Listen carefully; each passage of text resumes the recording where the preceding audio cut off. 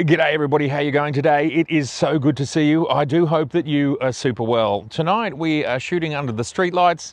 I have a street light probably about 20 meters or 60 feet away from me. That's a fairly long way away.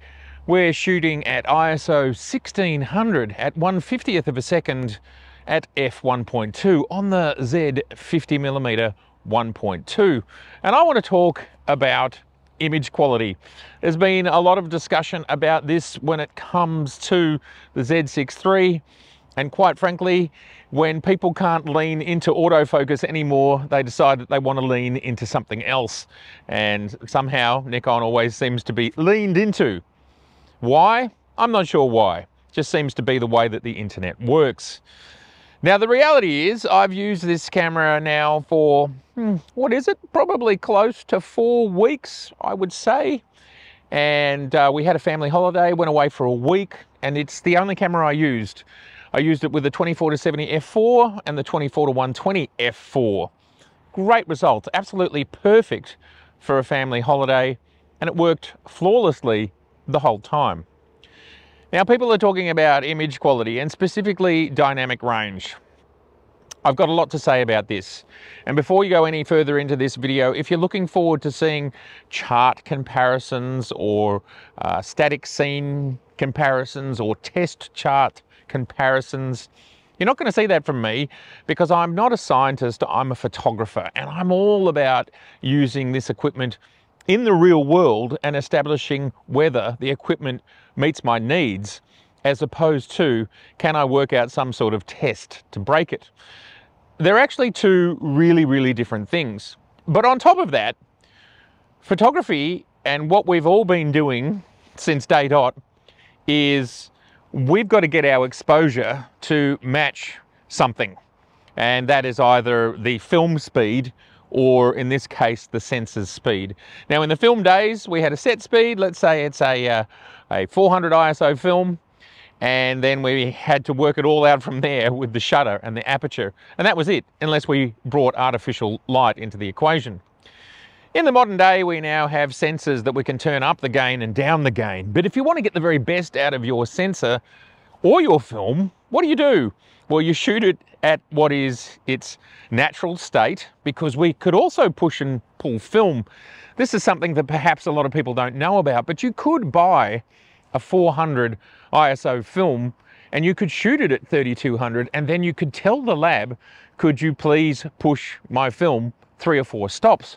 They would do it. They would process it differently, and of course it would become more grainy. The same thing happens with a sensor. We are essentially pushing that sensor gain using electronic gain amplification, signal amplification, to get more out of that sensor than it actually wants to do natively. So I'm always trying to shoot at native ISO with any camera that I work with, and that's a great baseline. Now, not all photographers can do that, and I get that, so that's totally fine. In the EVF era, and for those that don't know what an EVF is, that's an electronic viewfinder.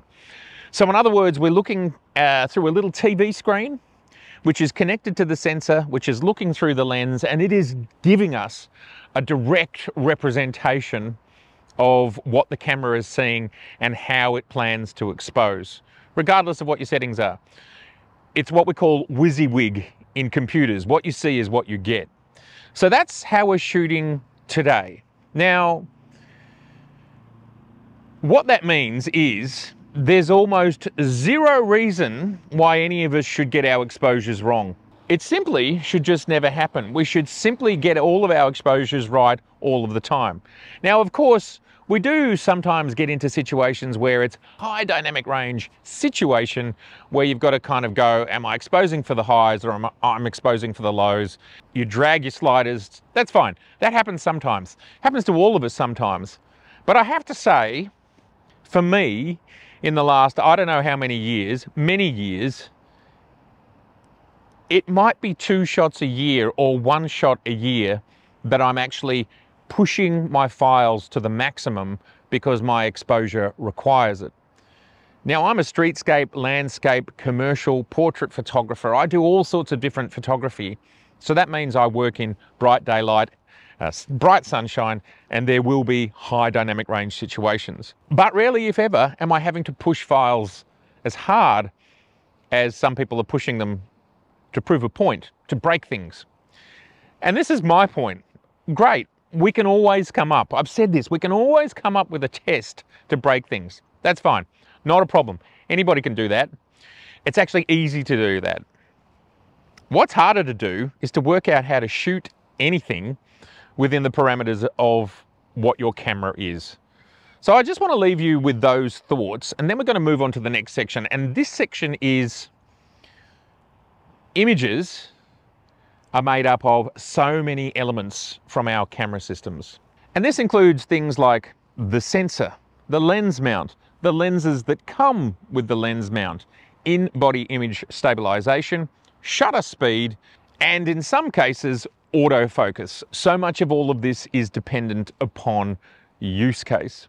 For example, anybody who is in control of the light that they're shooting, which is many use cases of photography. It might be wedding and you've got strobes with you. It might be studio, it might be architectural. And often we see with architectural that it's 2, 3, or 4 exposures, maybe more, put together to give these high dynamic range shots. The dynamic range becomes irrelevant when you're doing multi-shot. So there's lots of use cases where we're 100% in control of the light, and thus your exposure should be fantastic and you're going to get the result that you need. But let's talk about all of those elements. We've got the sensor, we've got the lens mount and the lenses that come with it, we've got in-body image stabilization, and we've got it being in focus if that's what you're after. These are, I suppose, the main things on top of your exposure. Now, if you get all of those things right, including your exposure, you've got a fantastic shot. What if, for example, you take away in-body image stabilization, or you take away a great focus system? And a great focus system, like the faster the focus system, the faster the sensor. As you slow down the sensor, you potentially slow down the capability of the autofocus, and you might not capture those super fast moments. Because of course, focus is on sensor now, not like the old days of SLRs and DSLRs where it was a separate unit coming up through the mirror and focus was generated that way. And speed of sensor and speed that the autofocus system works at is super relevant. So we trade things. And when we talk about cameras being great all-rounders, just like, for example, the Z8 and the Z9, astonishing all-rounders at a particular price point. And the Z6III is the same. It's a fantastic, astonishing all-rounder at a particular price point. And something that I've found quite disingenuous with the comparisons between the Z8 and the Z6III is, of course, the Z8 is on sale because it's been out for a year. The Z6III is brand new, so it's absolutely not on sale. What happens when the Z8 is not on sale, which it will revert back to not being on sale at some point, and the Z6III is on sale, then the gap gets much wider than it is right now, and we will see more the reality of the situation here. Yeah, look, if you're thinking about a Z8, you want those extra megapixels, you don't mind the extra size and weight, and the difference when it comes to, say, high ISO, then fine, Z8's for you. And you're fine if you're a video maker with 8K, because, for example, we can't get 5.4K in 10-bit on a Z8, but we can get it on a Z6III. This is what makes the Z6III such a great production camera for me. I'm using it here and now, 1600 ISO, 5.4K. This is perfect for me. Always with me, small, light, ready to rumble. As the prices start to smooth out and both cameras are in their post-launch period, I think we will see the decision around price and the camera's specs. And then you start to go, all right, well, I can kind of see a very clear difference between them now. And you're going to pay for that difference. So it may well be, if you're kind of teetering on getting a Z8 and you kind of want to get a Z8, get one while it's the price it is now. There's no guarantee it will come back to this price. Inflation is ever present. I talked about it in my last video. theoretically the price of things should just go up at, let's say, 3 to 4, maybe 5%. Every year is different per year. So they should get more expensive. So if you've got a $5,000 product, 2% of that is $100. So 4% is $200, and that's how much it should go up every year. So keep all of that in mind. The prices haven't settled yet. But coming back to image quality, all of those elements make up the image.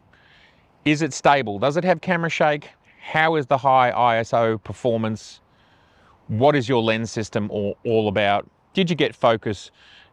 What's your color science like? What's your exposure like? You got to nail all that stuff, all of it. And that's a good exposure.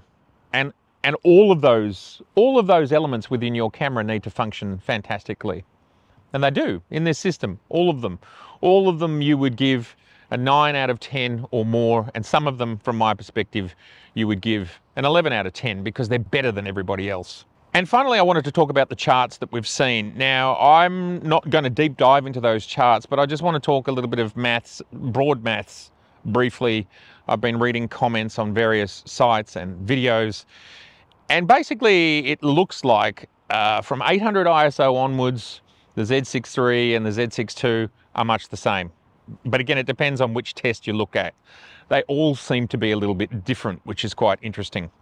But let's say we can agree on that. From 800 ISO onwards, the cameras are much the same. Now, between 100 and 640 ISO, there's a bit of a variance there, which seems to be fluctuating between about 2/3, 3/4 to about half a stop's difference. And it started to rain, and I'm not worried at all about the fact that it's raining here. It's going to be looking beautiful. You probably can't see it on camera, but I was finished with this little talk about image quality.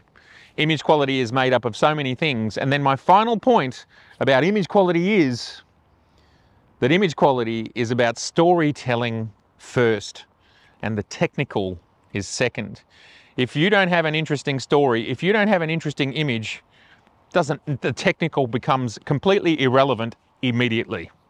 Storytelling first. And if I've got a camera that can capture in ultra low light, like this one can, probably another benefit of that sensor. So let's talk about that. Number 6. If I've got a camera that can help me tell stories in the ultimate number of use cases, because it's such an all-rounder, and it's a low light all-rounder, and it's a rainy day all-rounder like we are right now, its capacity to tell stories anywhere is more important than anything else. And with some cameras, I'd be running because it's raining. I would.